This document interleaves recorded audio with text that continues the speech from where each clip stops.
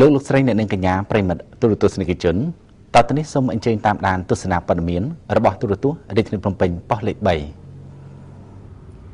សាលារៀន Westline សាខាច្បារអំពៅធ្វើយុទ្ធនាការសម្អាតទីក្រុងព្រឹកថ្ងៃទី25 ខែកុម្ភៈសាលារៀន Westline សាខាច្បារអំពៅនិងសាខាសន្ធរមុខសហការជាមួយសាលាបឋមសិក្សាច្បារអំពៅទី1និងទី2ធ្វើយុទ្ធនាការសម្អាតទីក្រុងលោកគ្រូអ្នកគ្រូរួមនឹងសិស្សានុសិស្សដែលបានចូលរួមក្នុងយុទ្ធនាការនេះប្រមាណ120នាក់បាននាំគ្នាធ្វើការសម្អាតបរិស្ថានអនាម័យតាមដងផ្លូវនានាក្នុងសង្កាត់ច្បារអំពៅ1ខណ្ឌមានជ័យនិងកាន់បដាពាក្យស្លោកដែលមានខ្លឹមសារចូលរួមក្នុងការលើកកម្ពស់សោភ័ណភាពបរិស្ថានអនាម័យរាជធានីភ្នំពេញយុទ្ធនាការនេះរៀបចំឡើងក្នុងបំណងបំផុសគំនិតសិស្សឲ្យចេះស្រឡាញ់ពលកម្មនិងចូលរួមក្នុងការងារសង្គមហើយក៏ដើម្បីផ្សព្វផ្សាយឲ្យប្រជាពលរដ្ឋយល់ដឹងពីអត្ថប្រយោជន៍នៃអនាម័យបរិស្ថាន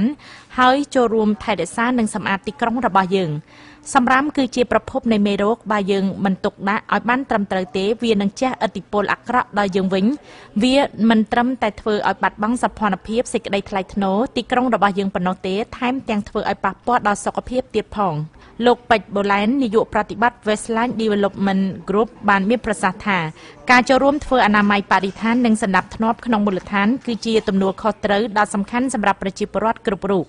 ក្នុងនាមជាសិស្សមិនត្រូវគិតតែពីរៀនសូត្រតែមួយមុខប៉ុណ្ណោះទេត្រូវចូលរួមឲ្យបានច្រើនលើការងារសង្គមដើម្បីរួមចំណែកក្នុងការជួយសង្គមជាតិឲ្យមានការរីកចម្រើនលោកពេជ្របូឡែនបានផ្ដាំផ្ញើដល់បងប្អូនសិស្សានុសិស្សទាំងអស់ចូលរួមថែរក្សាអនាម័យបរិស្ថាននិងសម្អាតទីក្រុងឲ្យបានស្រស់បំព្រងនិងធ្វើការផ្សព្វផ្សាយបន្តដល់ប្រជាពលរដ្ឋព្រោះថាទីក្រុងស្អាតផ្ដើមចេញពីយើងទាំងអស់គ្នា